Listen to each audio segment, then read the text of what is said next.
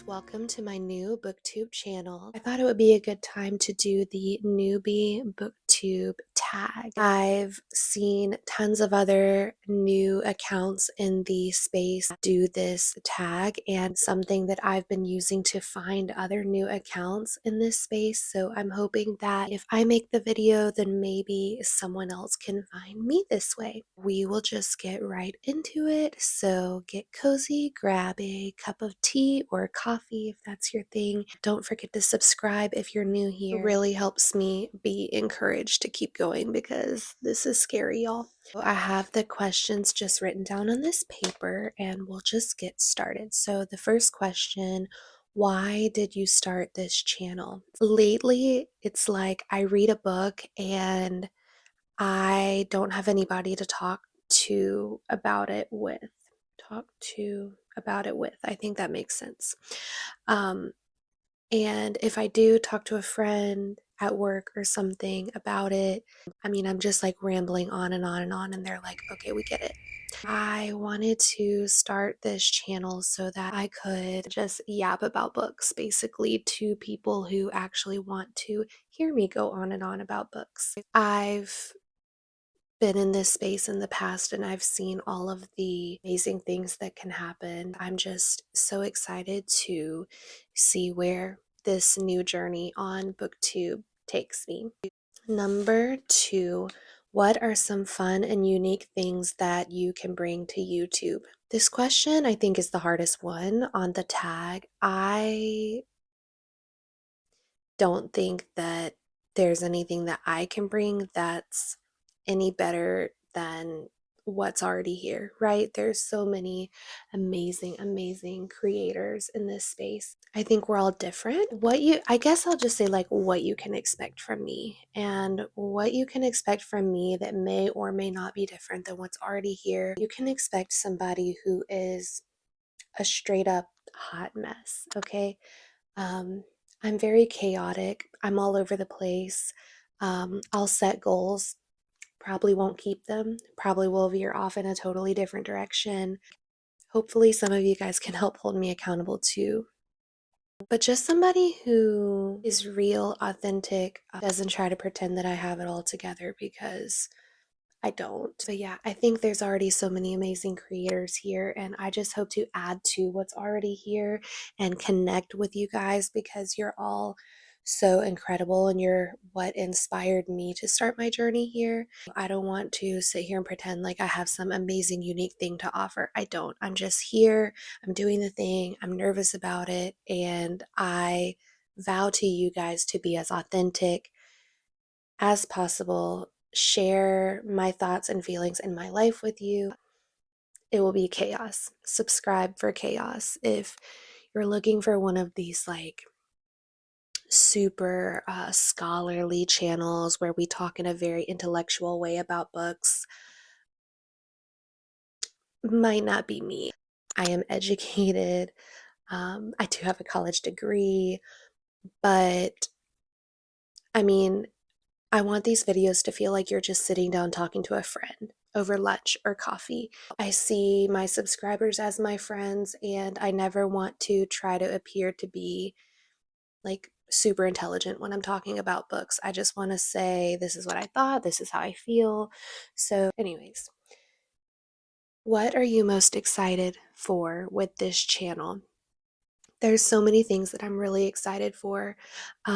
This is not my first time in this space. I recently was a YouTube account in a different niche, which maybe I can talk about one day if you guys want to hear about it. And I've also been a content creator over on Twitter since about 2013, also in a totally different niche. What I can tell you, if you're here and you've been here, you already know, but if you're new here, what I can tell you is you will make some of the best friends in your life here. You will feel understood like you've never felt understood before. You will feel open to be yourself. And for the most part, people in this community are very kind and accepting. Your world gets a whole lot bigger when you join an online space like this. I'm from a medium-sized town in a small southern state. So my world here is very, very small. And when I started back on Twitter, is where I got my start originally back in 2013. I didn't know anything about who I was or what I believed or who I wanted to be. And if it was not for that space and hearing the unique perspectives of people from all around the world who later became my friends, I would not be the person who I am today. I would actually venture to say, I don't think I would like the person who I would be because I grew up so heavily influenced by family and I just didn't know any different. And like, yes, I wasn't in that space to talk about personal beliefs or political beliefs or religious beliefs or anything like that. But through the friendships that I made, my eyes were open to a perspective that was different than mine. And it has just meant everything to me. You might feel kind of silly if you're a new account, like it seems kind of embarrassing or silly. But I just need you guys to know and believe that it's so much bigger than that, and you will get out of it what you put into it. So, yeah, I think that's all I wanted to say. I'm excited for the community. I'm excited to make new friends here. In my last channel, whatever you want to call it, because it was on Twitter mainly, it wasn't really a channel, but I traveled all across the country to meet some of the people that I met online. So, do not talk to strangers went completely out of the window. My mom thought I was crazy getting on flights to meet people that I had never seen in real life. But yeah, I'm just excited for the friendships, the community, the connection, and for just hearing perspectives other than my own. I knew that would be a long one because I had so much to say on that note. So, number 4, why do you love reading? I think if you're asking me the question now, why do I love reading? It's because it takes me to a world other than my own. I have anxiety. I've suffered from depression in the past related to just different things that I've been through. You know, life is hard. Um, and reading has helped me get through some of the darkest times in my life. It's helped me step out of my world and step into someone else's world.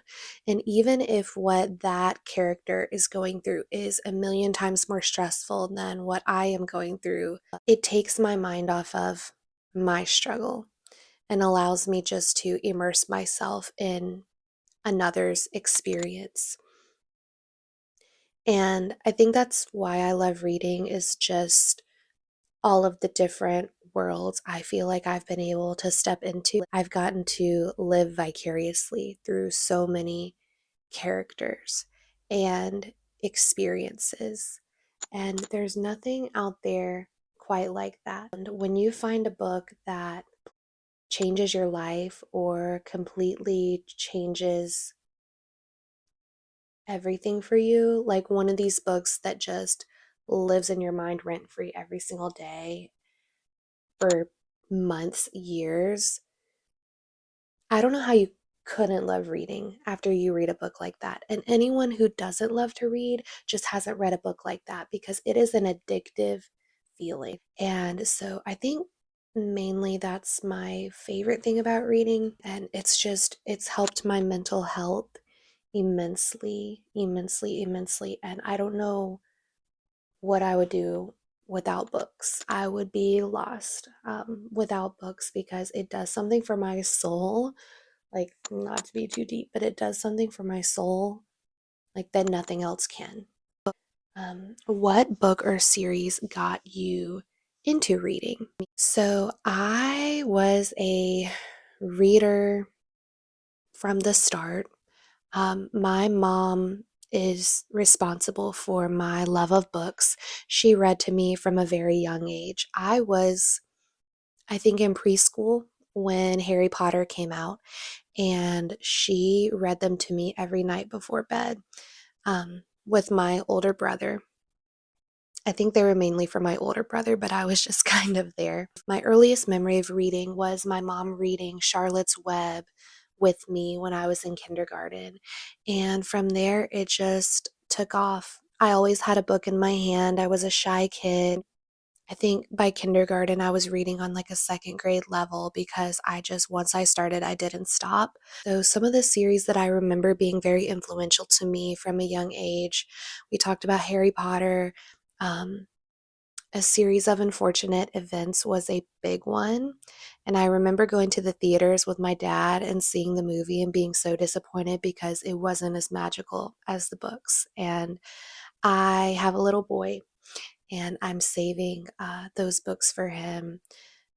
They're not like I don't have my copies anymore, but like if I'm out thrifting and I see a book in this series, I pick it up and I'm collecting those books for him because I am going to make him read them when he's old enough to.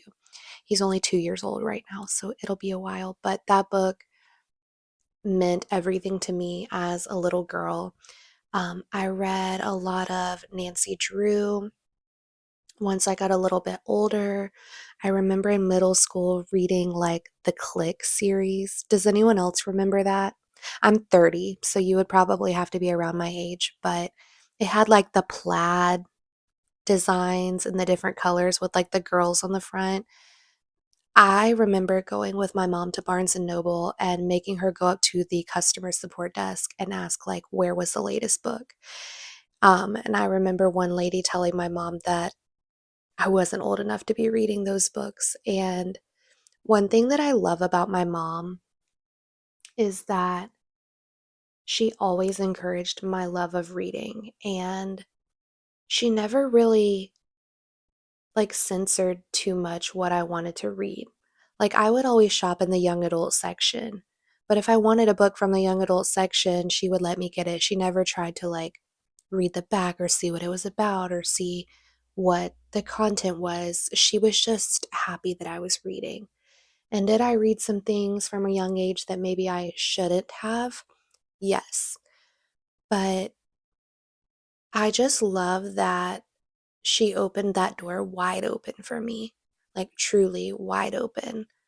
Um, so yeah, I remember reading a lot of Judy Blume in middle school and then going into high school. I remember really liking Sarah Dessen, and then Twilight series. I saw that with my high school, I think in the ninth grade.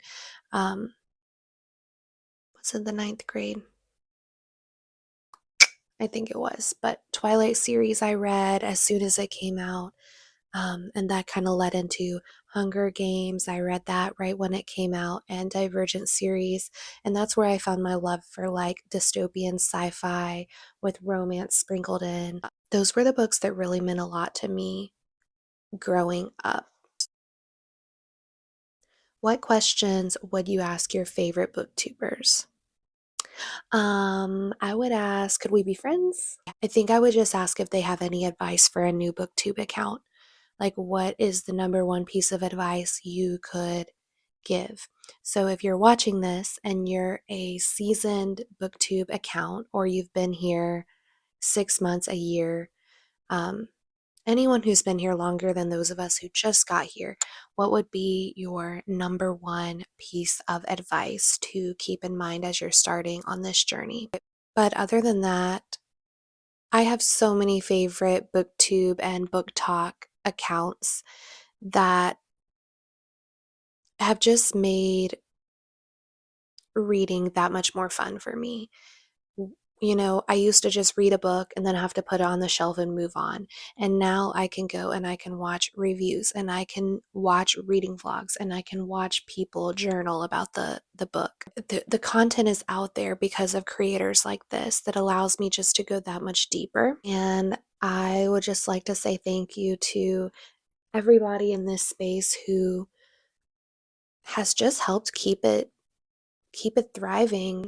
it's growing. It's a growing niche. It grows every year. There's still so much room for new creators here.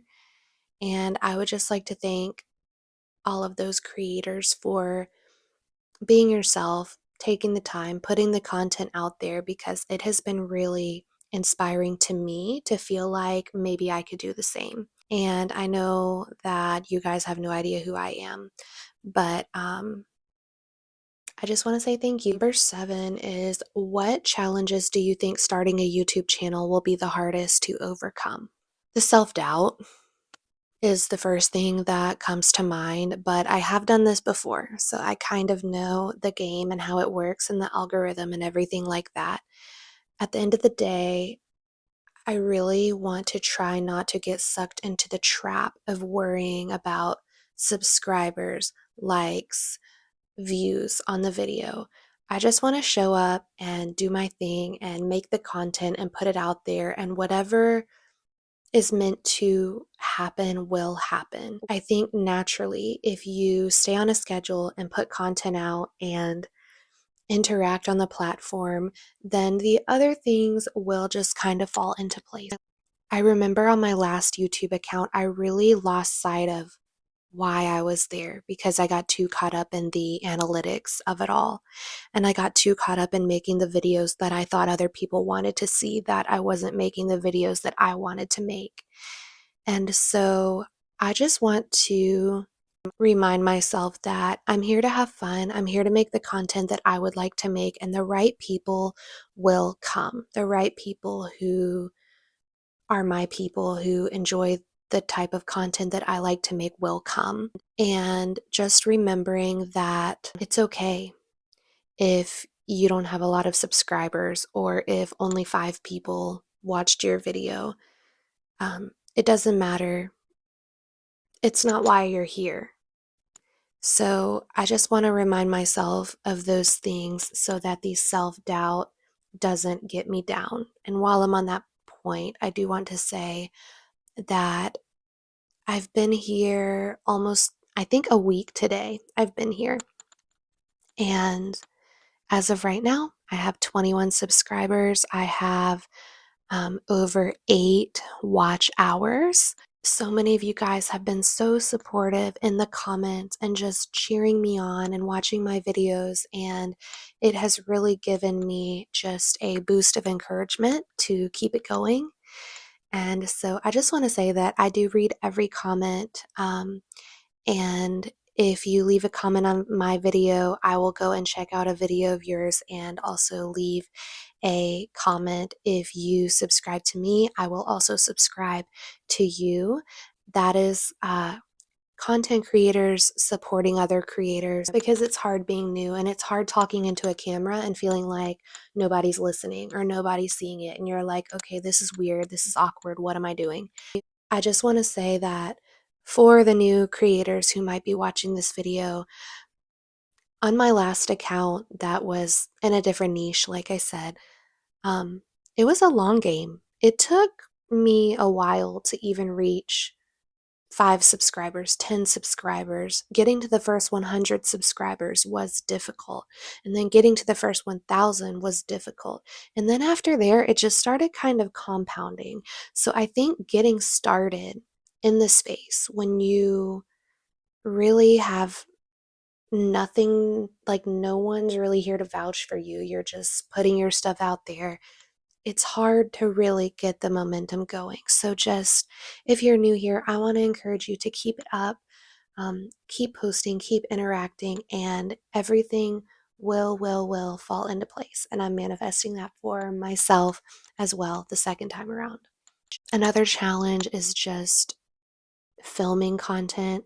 I'm trying something new that I did not do on my last channel, where I plan to bulk film content so that, I can make 2 or 3 videos in a sitting rather than just the one, because I don't have a lot of time. I work full time. I work night shift as a nurse, and I have a toddler, and he has special needs. So he has a lot of doctor's appointments. Um, not really doctor's appointments, but therapy appointments. I really, when I'm home with him, I try to be with him.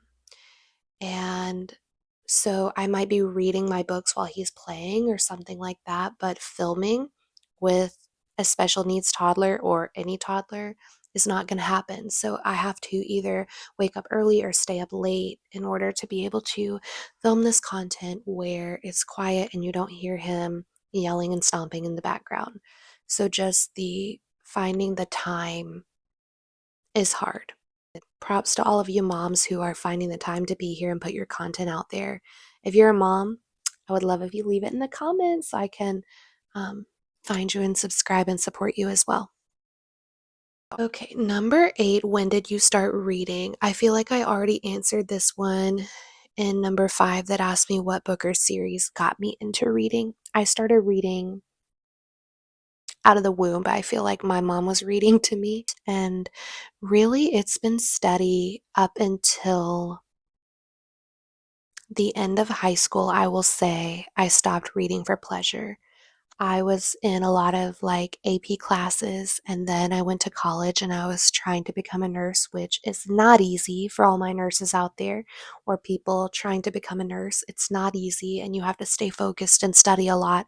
And I just didn't find that I had the time. I talked about it in another video, but Fourth Wing, my baby, is what brought me back. Um, when Fourth Wing came out, I hadn't felt that way about a book or a series in a really long time, and it made me remember how a book can make me feel. I had forgotten.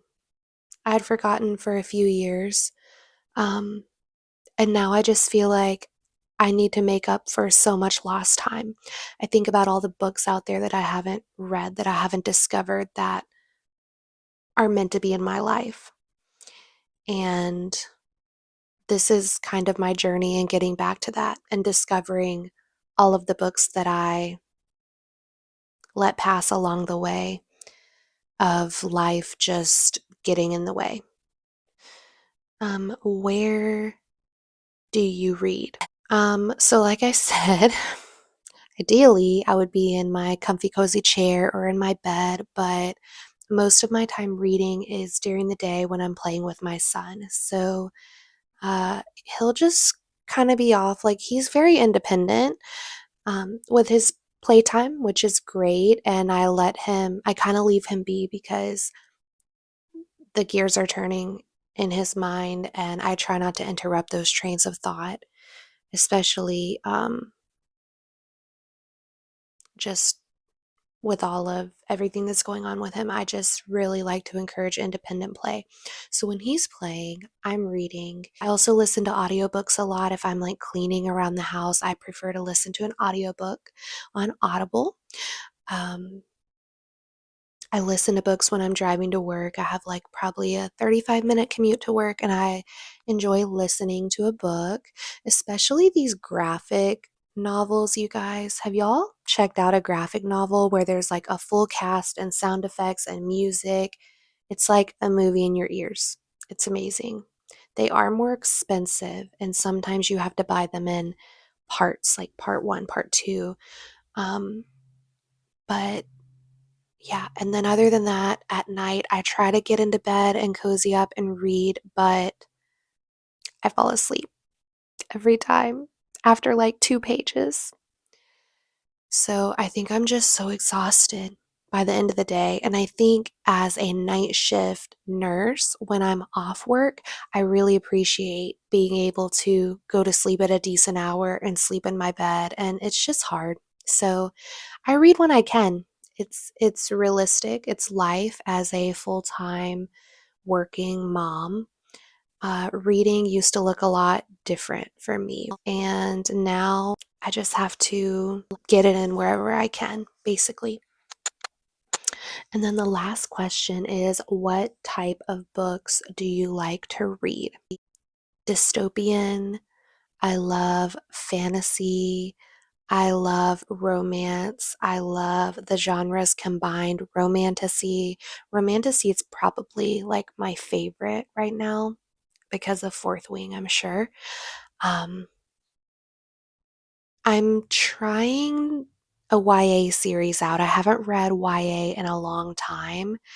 I'm gonna see if I can read some YA and see if I like it. My goal this year is to read more nonfiction, and my goal is to also read some banned books and some classics. I really want to go outside of my comfort zone with reading this year and try something different. And especially with everything going on right now in the world and in the country specifically, I think reading banned books is very important. So that is another goal that I have. I think that's gonna be it for today's video, you guys. I hope you enjoyed watching. This was a long one. I knew it would be, but it's shorter than I thought it would be actually. If you are still watching, please give this video a like and um, leave me a comment if you would like me to subscribe to your channel, and I would be happy to do so that we can support one another in this new journey on Booktube. I hope you guys have a great day wherever you are, and I'll see you soon.